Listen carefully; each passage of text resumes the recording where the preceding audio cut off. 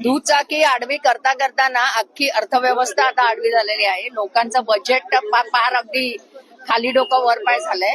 आणि काय करायचं म्हणजे काय केल्यानंतर गव्हर्नमेंट ऐकेल हा एक मोठा संशोधनाचा विषय.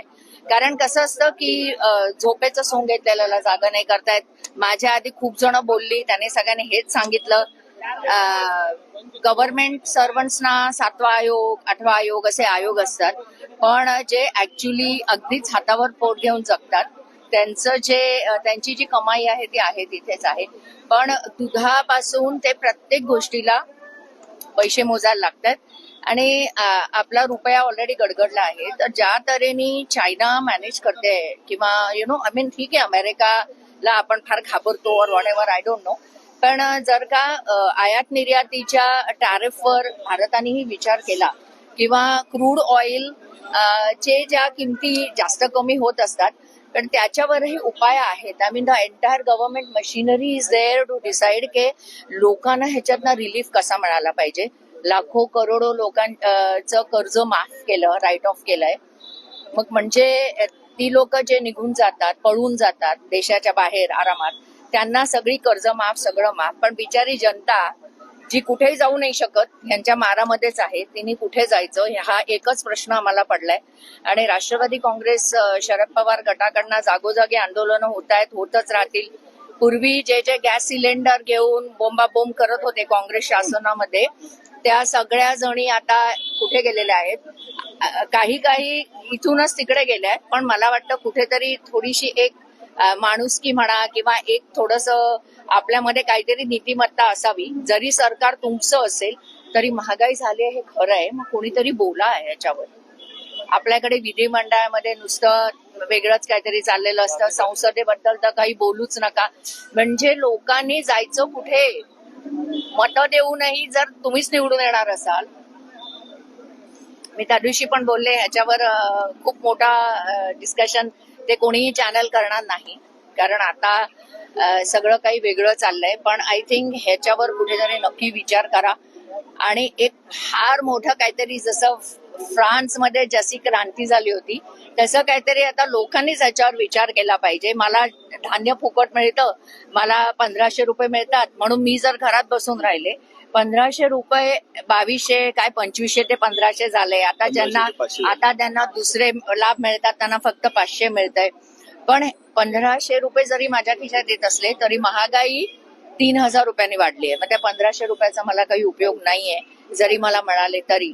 So it's our earnest appeal to the government और whoever is there at the helm, म्हणजे जे कोणी तिथे बसलेत, जे हे करू शकतात ते नक्की करा, याच्या आधी की देशामध्ये पूर्ण अराजक माजेल. रोखलेलं सरकार त्यांनी आणि कशाकडे लक्ष देत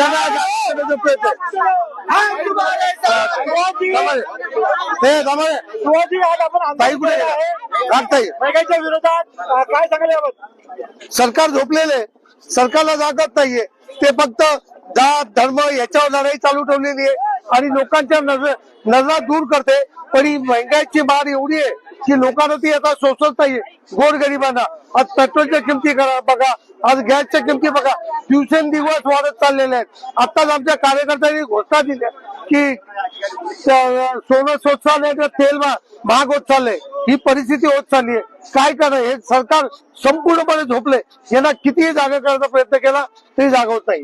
हे जे 1500 रुपये आहेत त्याला सरकार लाडकी बहीण योजना बोलते. पहिल्या दिवशीपासून आम्ही बोलतोय हे नोट फॉर वोट आहे आणि ते निवडणुकीनंतर सरकारनेच सिद्ध करून दाखवलेलं आहे. 1500 रुपये देऊन जी स्टोरी चालू झाली तेव्हा कुठली छाननी केली? इलेक्शन झाल्या पहिला हप्ता मिळण्याच्या आधी पुनर्छाननी झाली. त्याच्यात कित्येक महिलांचे हे जो लाडक्या बहिणीचा हप्ता आहे त्याच्यातनं त्यांचं नाव वगळण्यात आलं. म्हणजे काय, आता पुनर्छाननी करतायत आणि आता तो हप्ता अजून कमी करतायत. माझ्या प्रिय बहिणींनो, मैत्रिणींनो, माता भगिनींनो, आता तरी डोळे उघडा. सरकार महिलांना बावळट समजतेय. सरकारने महिलांचा जितका दिशाभूल केली आहे तितकी कोणाची आजवर केली नाहीये. आता तरी बहिणींनो जागे व्हा. पैसे असो, आपली सुरक्षा असो, सगळं चव्हाट्यावर येऊन पोहोचलेलं आहे. म्हणून परत मी सांगते, माझ्या ताई, बहिणी, भगिनींनो, हा तुमचा आवाज म्हणून आज आम्ही रस्त्यावर उतरलेलो आहोत. आम्हाला माहिती आहे की तुम्ही सगळ्या जणी महागाईने त्रस्त आहात. घरी बसलेला, नोकरी नसलेला नवरा, मुलगा म्हणजेच बेरोजगारी बघून तुम्ही अतिशय त्रस्त झालेला आहात. आणि कुठे बाहेर पडलो तर सुरक्षित आपण घरी परत येऊ की नाही ह्याची शाश्वती नाही. म्हणून सगळीकडनं महिला ह्या सध्या त्रस्त झालेल्या आहेत. सरकार आता अतिशय बहिर झालेलं आहे. त्यांचं आपल्याकडनं जे काम होतं ते करून झालेलं आहे.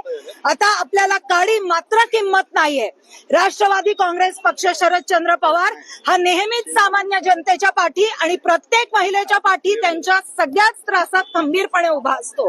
आज जे महागाई उच्चांक गाठतेय त्याच्या विरोधात हे आमचं पहिलं पाऊल आहे. जर महागाई विषयी जर धोरणं आणली नाही तर याहूनही तीव्र आंदोलनं येत्या काळात तुम्हाला बघायला मिळतील.